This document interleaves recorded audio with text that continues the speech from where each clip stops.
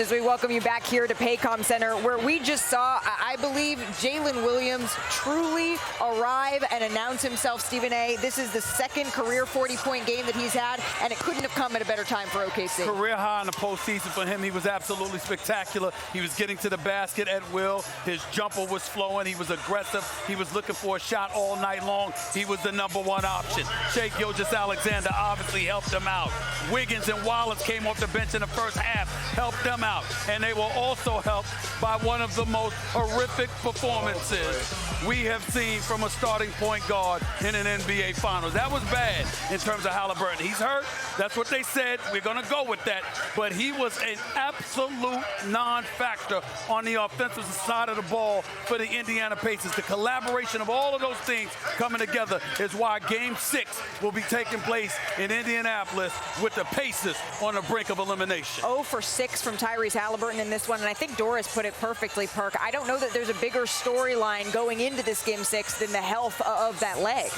Yeah, I mean, and look, if he's not capable, if he's not going to go out there and be aggressive, then don't hurt your team by putting them out there on the floor. Should T.J. McConnell have come back in earlier? Should T.J. McConnell have come back in? Yes. Playing good. Yes, he was playing exceptional in that third quarter. Doing what it needed to do, setting the tone, bringing the tenacity and getting buckets.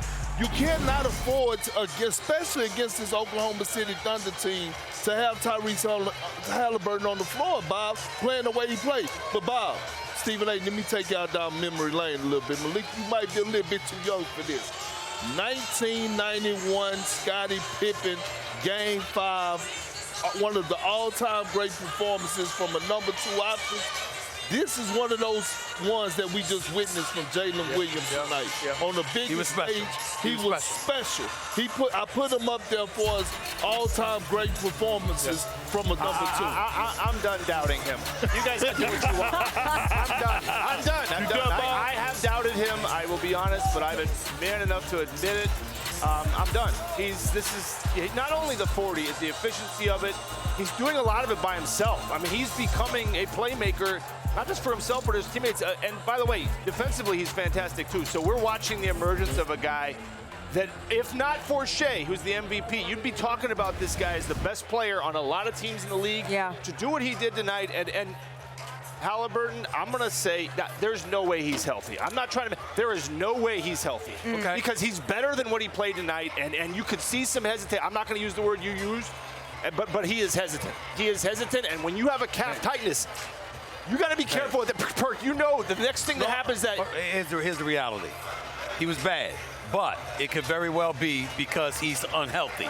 We can accept that. I mean, there's no reason to believe that he would be this bad at 100%. But nevertheless, with T.J. McConnell keeping them in this game and helping them come back and pulling to within 2, you got to know if you don't have it, you shouldn't even want to be out there, considering how he looks. That's tough, because if you were him, you got to take it out of his hands. Because okay, that's what I mean. That's what I mean. That's what I mean. Then that's Carlisle, that's his assistants, that's somebody saying, hey, listen, sit down. Like, we love that you want to play. You got to do that with Curry sometimes. You got to get him ready for Game 6. You know you want to play, but we can't do it right now. Two things real quick. As much credit, and rightfully so, that we give Rick Carlisle. Rick Carlisle somewhat cost them their game tonight with his substitution pattern. Like, he should have kept T.J. McConnell in there. Let me say that. Second of all, let's give Chet Holmgren some more credit. What he did defensively, putting on the clinic, was huge. Blocking, altering every single shot that came in the paint. You know what's amazing with all that, Malika? What was it, a 3-point game in the fourth quarter? That's what I was going to say. There was within 2? There was a point that this felt like it had some remnants of Game 1 written on it. Maybe if Tyrese Haliburton had been healthy. But that is where the Oklahoma City Thunder, they stepped up in a different way. It didn't seem like they were taking it for granted. RIP to my 5-0 streak, or 4-0 streak. It was a good one while it lasted. But that was the moment where I said, okay, maybe Indiana has something here. But it was credit to the Thunder. That's when they really put their foot on the gas in a way that I think shows how much they've matured. Well, to me, that's where you go back to Jalen Williams, because this brother just had the ball in his hands. And remember, You're giving it to him. He's your point forward. You want him to face the first line of defense because Shai Gilgeous-Alexander looked worn down in Game 3. And so you look at it from that standpoint, and Jalen Williams takes the ball in his hands. He's essentially jump-starting the offense, but was keeping the ball for himself, keeping the rock, because he knew he was feeling it. He was in flow. He was in rhythm. He was being aggressive. He was taking over, and Indiana didn't have an answer for it at all. Bob, what did we say the magic number was again for Indiana? I know, 110. It's that 110. I know. I was thinking that too. Even if they got that 110. But look, 0-7 now. I'll say this too. 22 turnovers. You can't do it against this. So 22 turnovers for the Pacers. Siakam had a great game. He had 6 turnovers. Haliburton, 3. Nembhard, 4.